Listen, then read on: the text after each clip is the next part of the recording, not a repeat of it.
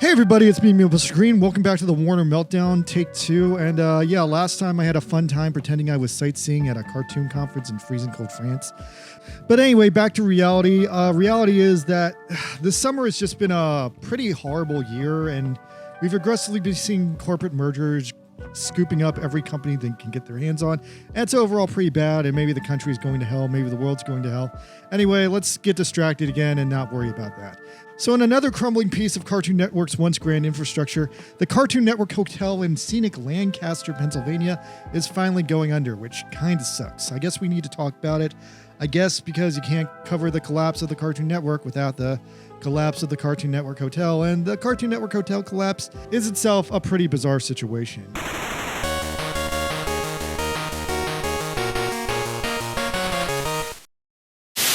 この番組は予覧のスポンサーの提供でお送りします。 In that, I guess the hotel even existing was kind of a science experiment, I guess, to see if anyone would make the long trip out to Lancaster, Pennsylvania to see it.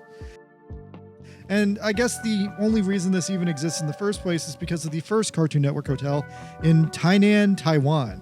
Yes, someone in Taiwan decided to make a Cartoon Network hotel first and set the standard for it. And so, yeah, apparently in the cozy Taiwan Cartoon Network Hotel, there are multiple floors filled with fun, stupid stuff like Adventure Time, We Bare Bears, and the Powerpuff Girls. Then after this, a weird international conglomeration gets involved. So there's this group called the Reunited Parks, based out of Spanish Madrid, which seems to be a super merger of various failed minor theme park companies that fuse together all over the world. In Pittsburgh, Pennsylvania, Parques Reunidos, the same company, operates an American shell company by the name of Palace Entertainment. Palace Entertainment also seems to own a group of pretty unremarkable parks in its own right, including Dutch Wonderland, Noah's Ark the Water Park in Wisconsin, Adventureland, Altoona, Iowa, and Kennywood.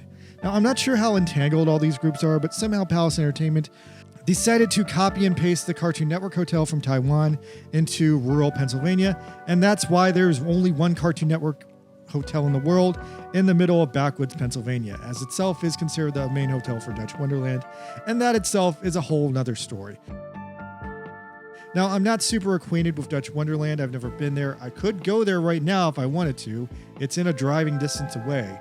But yeah, so that's a theme park in Pittsburgh, I guess. And the hotel itself is kind of an extension of the park. It was originally just constructed so the park would have a hotel. But then immediately after the park opened, it was sold to Ramada for management purposes. Now, Ramada ran the hotel for about 3 years before deciding that the hotel was unprofitable. And they sold it to a man named Michael Gilberman, who single-handedly ran the hotel successfully for about 45 years, saving up all the money he could by getting his children to do a bunch of the manual labor unpaid, and making just enough money to keep the place running, keep the lights going on. Unfortunately, though, they were always one day away from a disaster and from losing a place, and eventually that disaster finally happened. In 2017, a mechanical fire somehow broke out on the hotel's swimming pool, which sounds ridiculous, but I can probably speculate, while not 100% confirm, that possibly the fire started because the pool pump ran out of water to refill the pool, and maybe some kids splashed too much water out of it or something. Anyway, long story short, some idiot didn't remember to fill the pool with water in the morning, and it set on fire. Subsequently, that fire spread throughout the hotel, doing about $250,000 worth of fire damage, and the Gilberman family was unable to cover the damage and begrudgingly had to sell the hotel after that. After that, Palace Entertainment comes on the scene. They take over the place, and in 2018, they spend 1 year rebuilding the hotel, converting it into the Cartoon Network Hotel, and putting up this absolutely base statue of Finn and Jake at the front.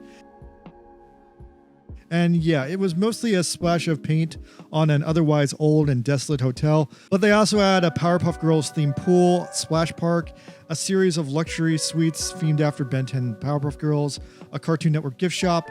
They overhauled the arcade, and apparently guests were then treated to regular kid-friendly dance parties, movie nights, and breakfasts with costume characters.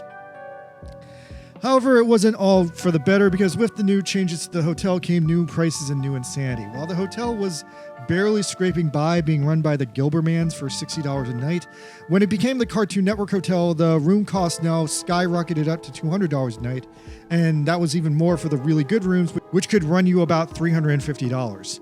On top of this, because this was a 44-year-old family roadside motel, that just had a brand new Cartoon Network themed coat of paint on it. There were surprisingly some big concerns that not everything had been properly rehauled in the right way or to the standards of your basic hotel.